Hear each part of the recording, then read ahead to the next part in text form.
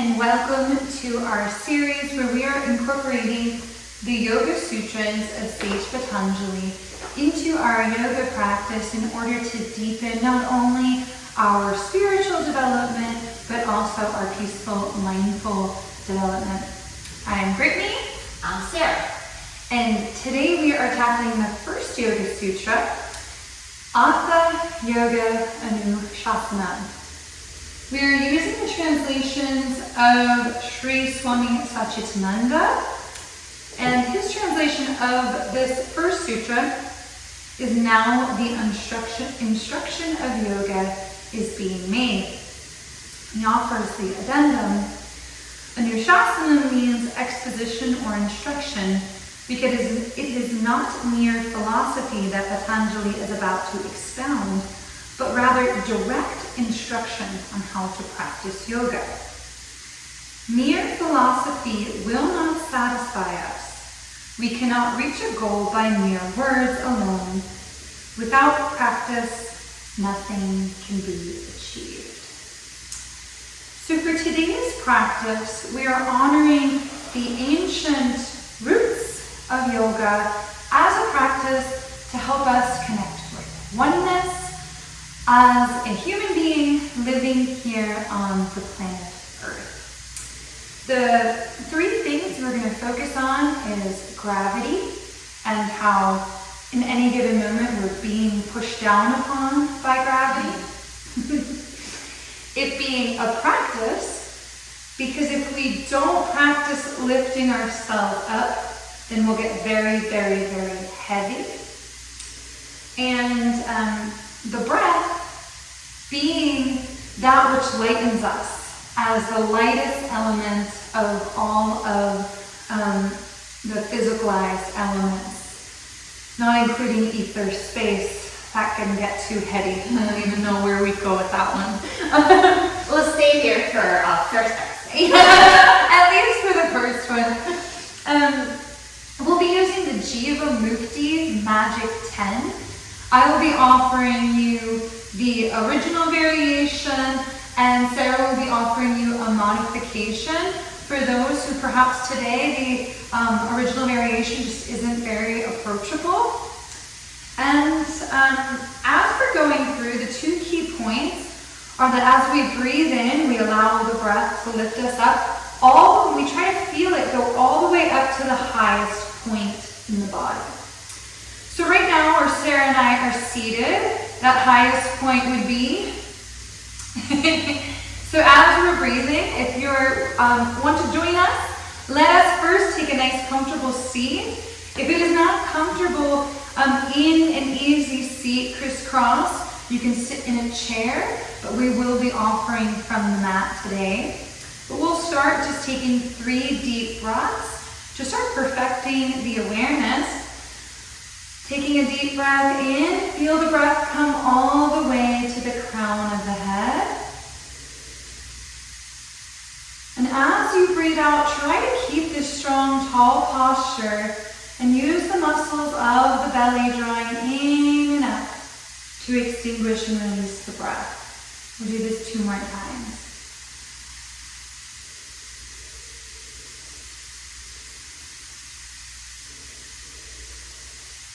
One more.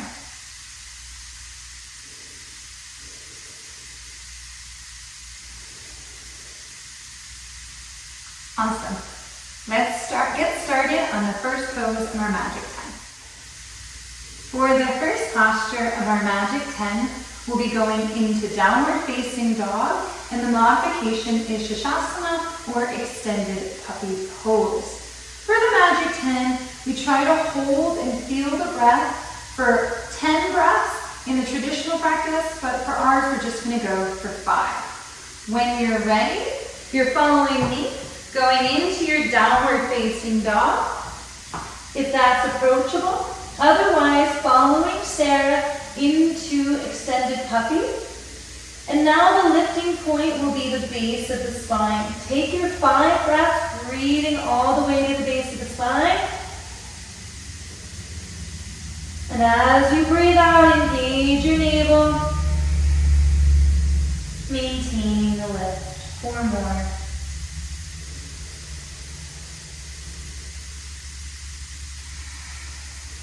If you notice your mind is focused on perfecting the pose, realign yourself with this moment, this now, just focusing on the breath. Traveling to the low back. And as you're releasing it, releasing all the way. 2 more.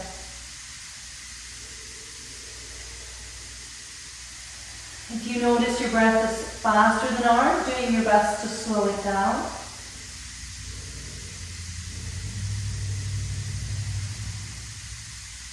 Then coming back onto the hands and knees when you are done. Awesome. We'll go into our next asana. For our next asana, we will be going into a forward fold or a half fold. The lifting point will be the same. Going for the base of the spine and lower back, we're lifting from that point so that gravity can actually help us in our practice. We didn't already notice that in the downward facing dog. That's the goal. When we're ready, find your posture, either going into your full forward fold or your half fold, taking 5 breaths, feeling the breath go to the base of the spine.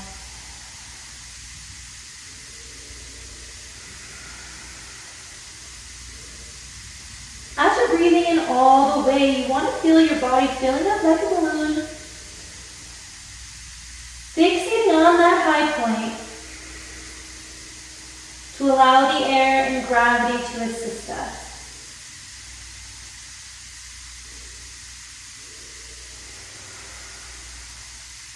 Two more.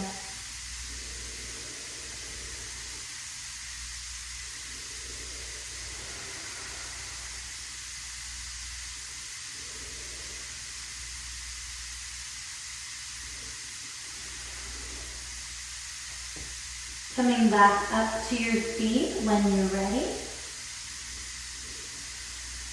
Now in the practice of yoga, the postures should feel a good stretch, but you shouldn't be experiencing pain. If at any point you are experiencing pain and you're in the more difficult variation, please go to the modification. And for some people who have, for example, metaphorical sciatic nerve displacement, if it's not feeling very well, then we're going to need to talk to a yoga professional about where in the body we may need to go into that more detailed, nuanced alignment to relieve that pain. This video might not be for you quite yet. If you're still with us, we're going to go on to the next posture. For our next posture, we're going to be going into a yogic squat. I'll be working on Malasana, and Sarah will be working on Utkatasana or goddess pose. Both postures, the feet are going to be at a 45-degree angle to start, and your knees, you want to guide them as best as possible in between the second and the third toe. When you're ready, finding your posture, lifting point the crown of the head, 5 breaths.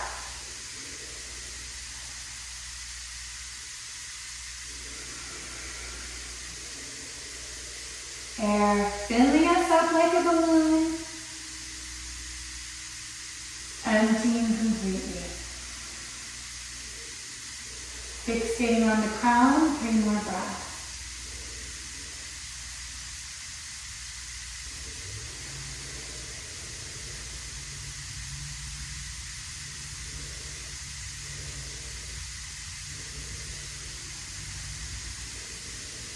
One more, as slow and steady as achievable today.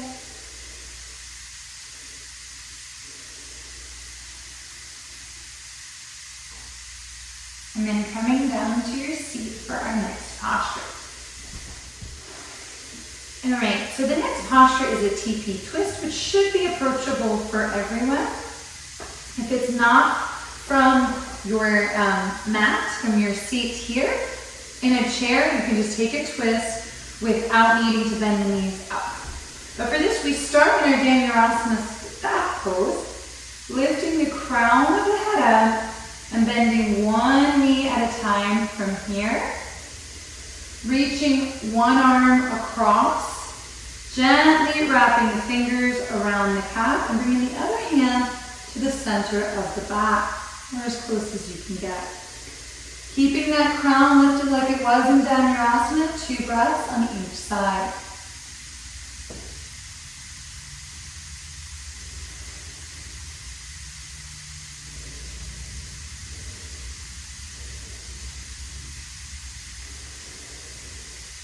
And a switch.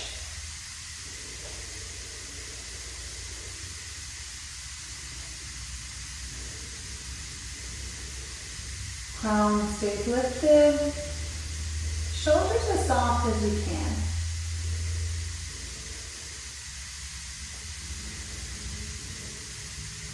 And then coming back to center, back into our 𝕤𝕠𝕤𝕤, our staff pose. And for our next one, we're going to be going into our 𝕤𝕤𝕤𝕤 twist. If you're noticing any lower back tension here, you might want to sneak your butt cheeks out to the side to ground your sit bones to help stabilize the lower spine. And then when you're ready, you're going to bend one knee and we're going to place it on the opposite side. Now, if this doesn't feel very good to your hips, you can keep it right in the center, whatever feels best for you. And then we're going to do the same thing we did before, wrapping our hand around the knee, the opposing arm. The other hand behind the back, sitting tall, lifting through the crown, 2 breaths.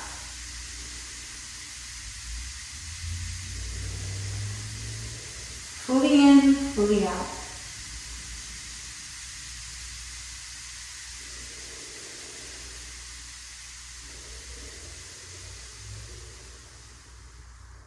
And when you're ready, we'll switch. We're using a rain stick for some nice, beautiful noise. So in a moment, you'll hear it start again, but right now, we're supposed to go into this twist in silence.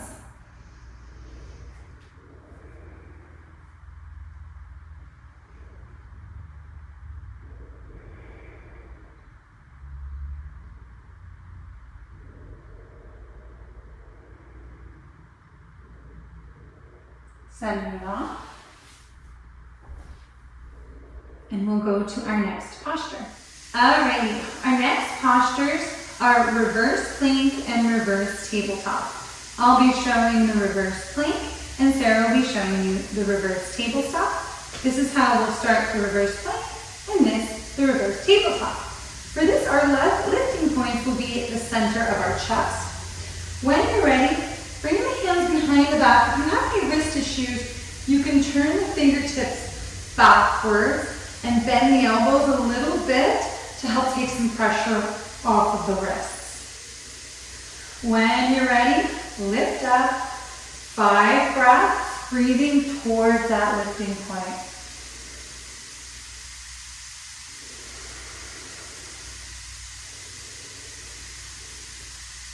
If you Charlie horse at all in your plank, you can lift the toes up to help take that away. 2 more breaths.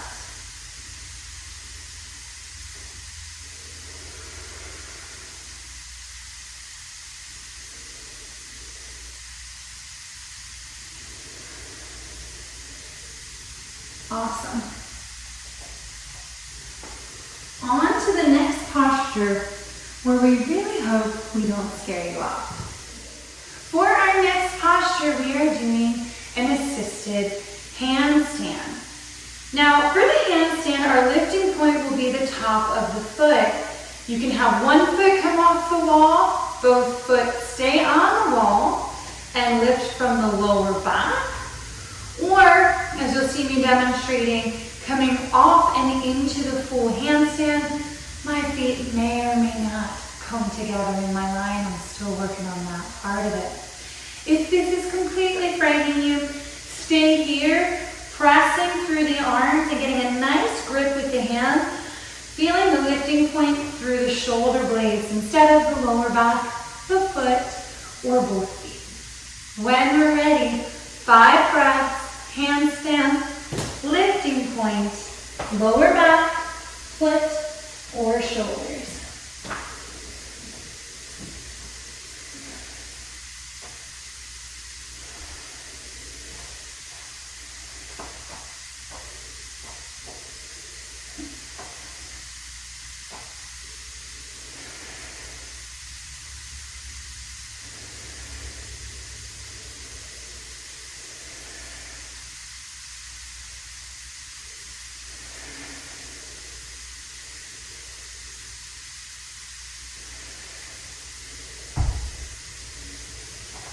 Awesome.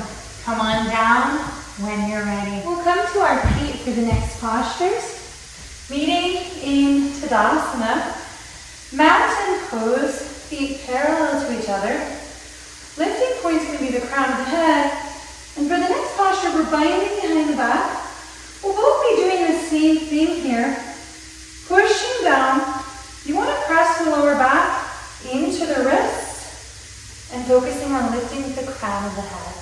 5 breaths.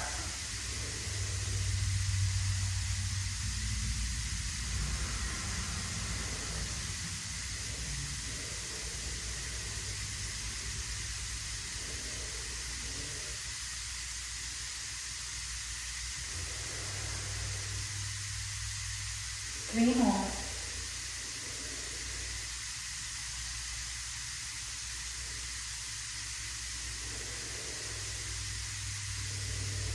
As best as you can, following the breath in and out.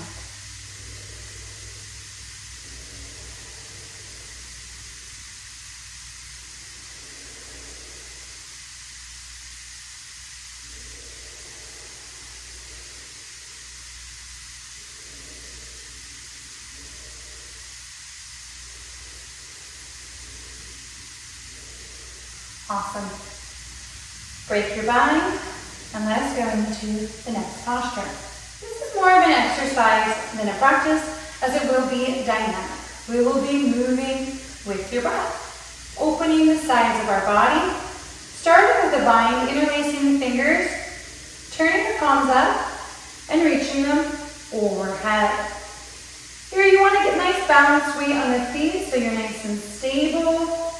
Then inhale, lift up.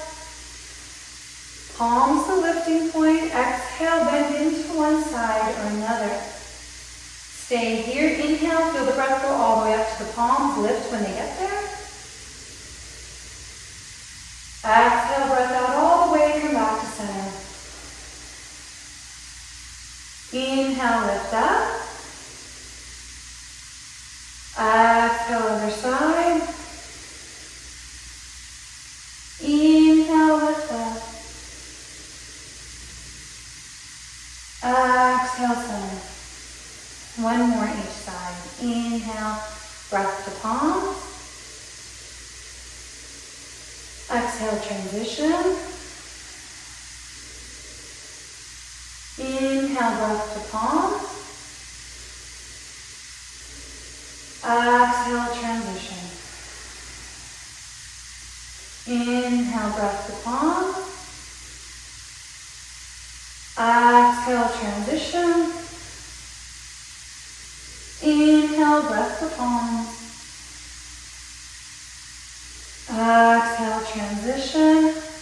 Break the palms. Shake out the shoulders if they're feeling tense. And we'll go to the next pose. For our final practice exercise, this one is going to feel like 2 exercises, but Jivamukti ensures us it's only 1. Here we're working on lifting into gravity and relaxing with gravity to help open us up.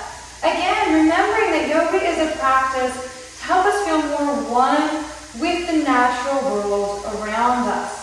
Starting off, we're going to interlace the fingers like we did before and place them behind the neck this time.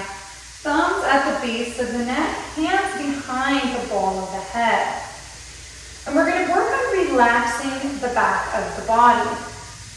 Take an inhale, lift through the crown of the head. Exhale, relax the back of the body into the hands. Now lift up with the forehead. Inhale. Exhale, relax the back of the body into the hands.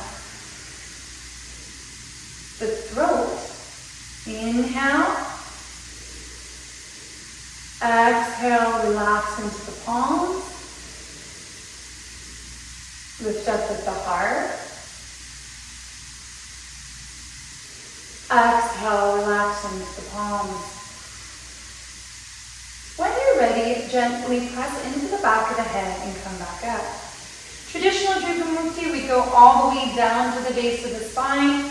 But as our first video, beginner's video, it doesn't feel very righteous to do that to you today. But I want you to know the origins. Elbows together. Now we're going to practice relaxing the front of the body.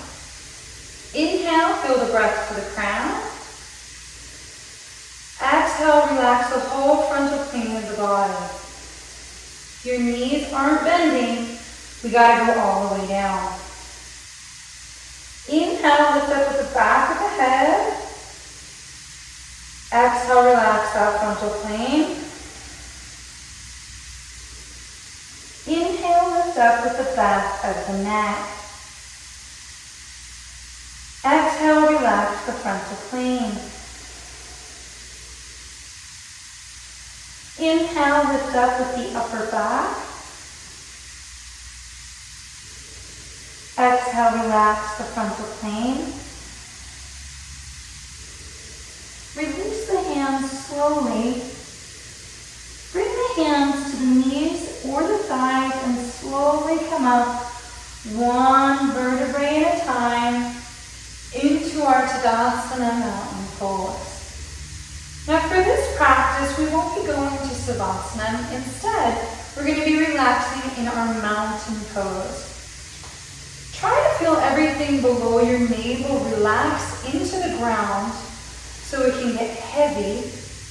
And everything above the navel, gently lift up very lightly, closing the eyes if it feels comfortable, and taking 10 breaths here.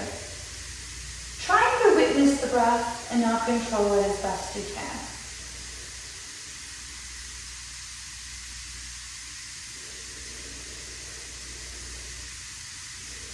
Witnessing it come in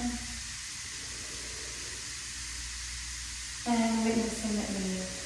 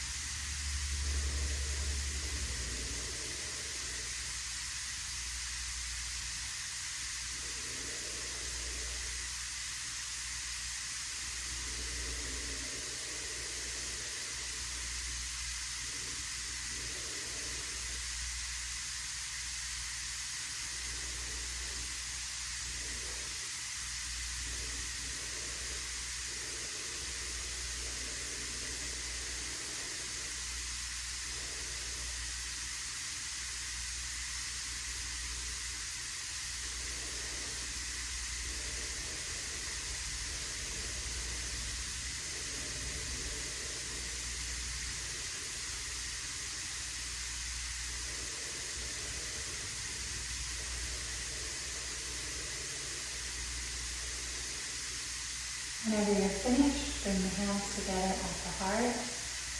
And we'll take a moment to feel the heat of our own lives. Rub the hands together. Try to feel the heat being generated between the palms. And then just bring the hands to the heart in stillness. And as we namaste, we are bowing to this heat of life that our ancestors tell us is the same in all of us. Namaste.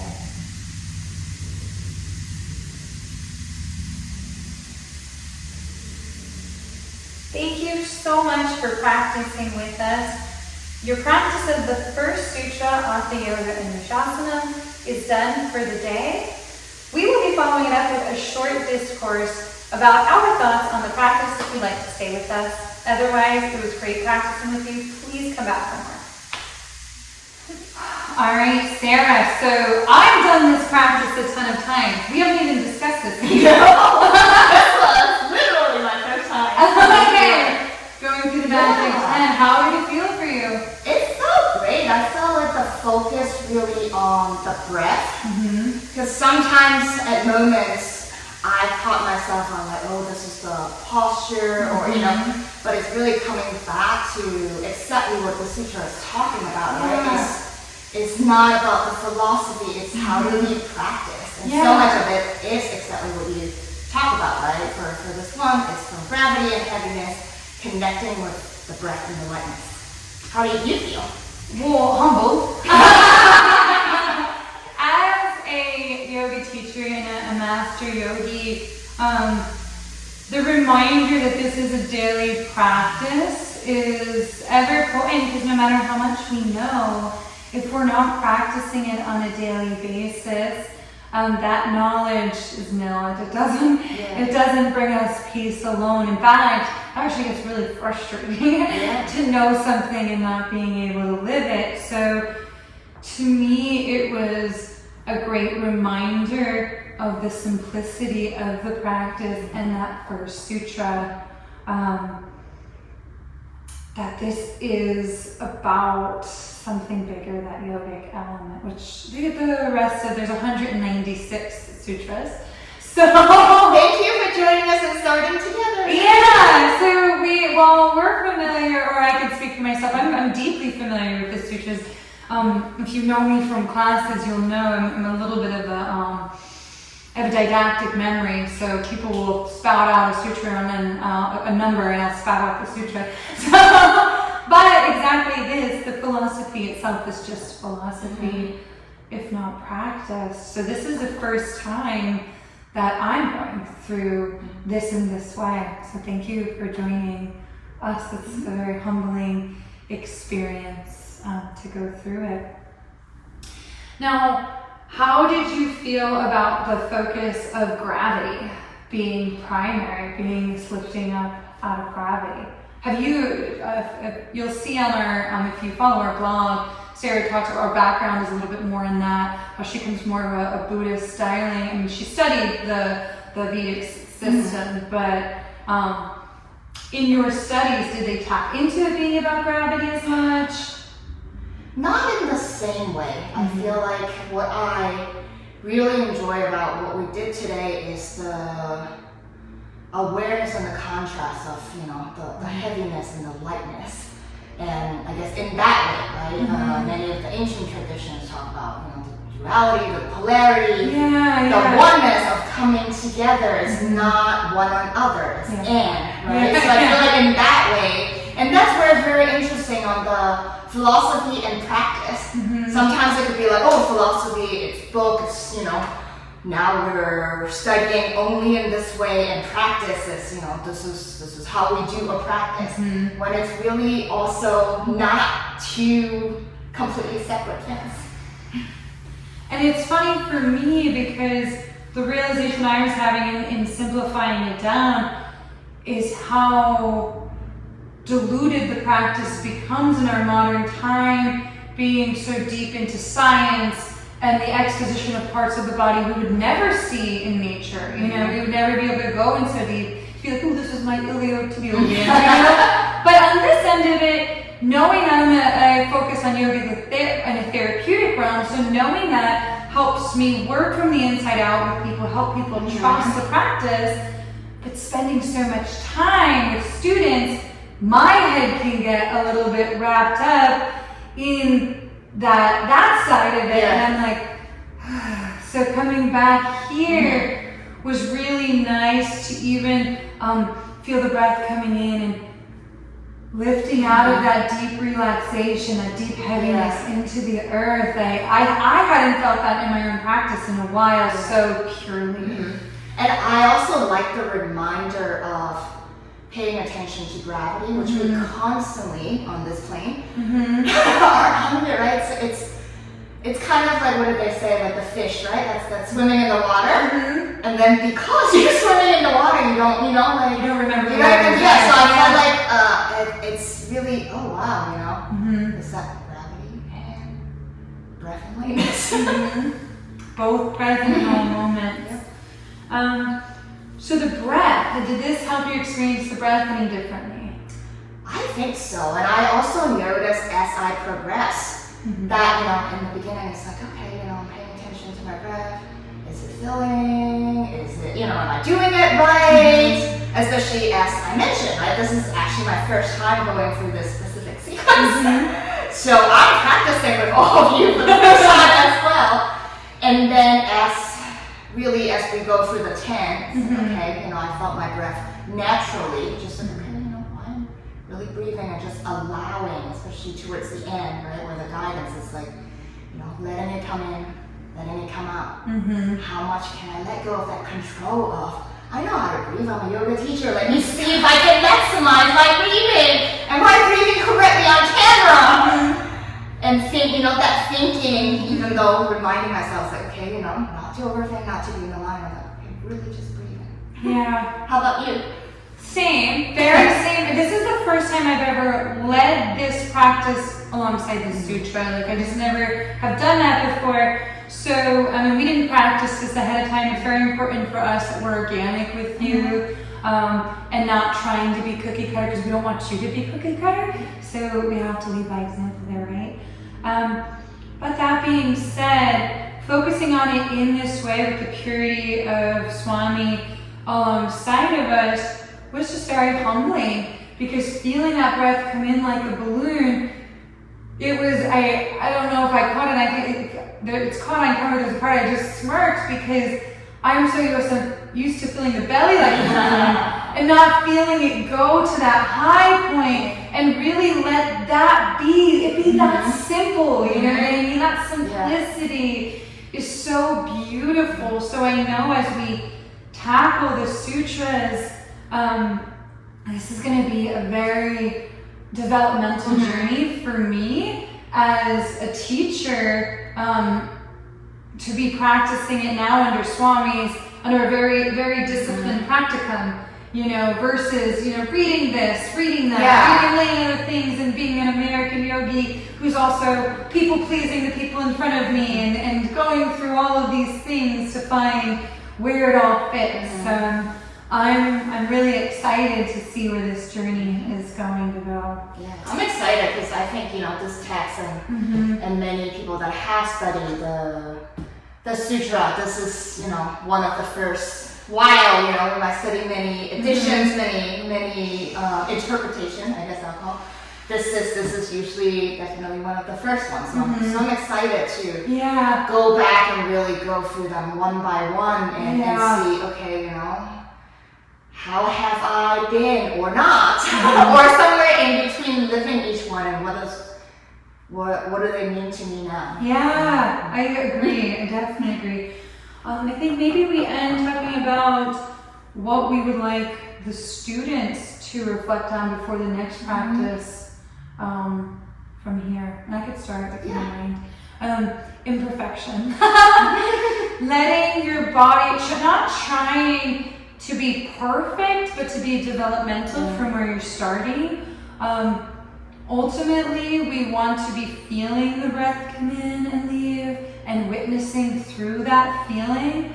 But at first, that might come as like the mind in that battle between what is feeling, what is thinking, what is this, what is that.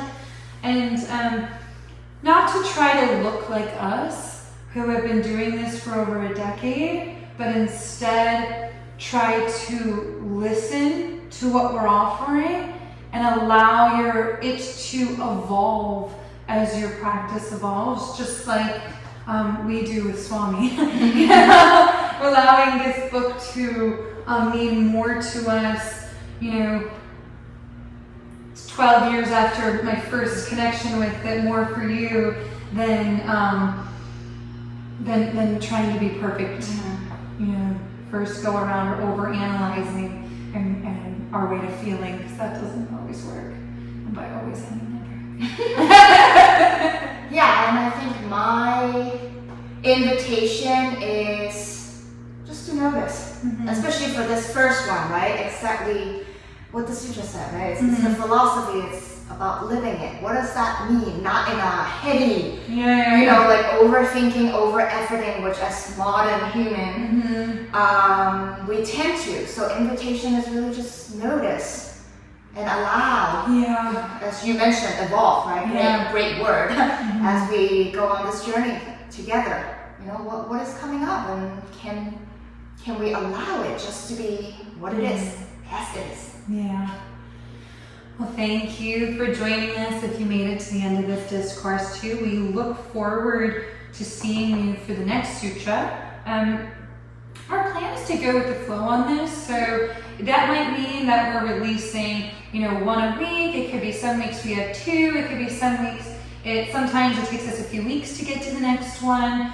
We're really trying to honor this organically, so I hope you can be patient with us in the process. We'll see you soon.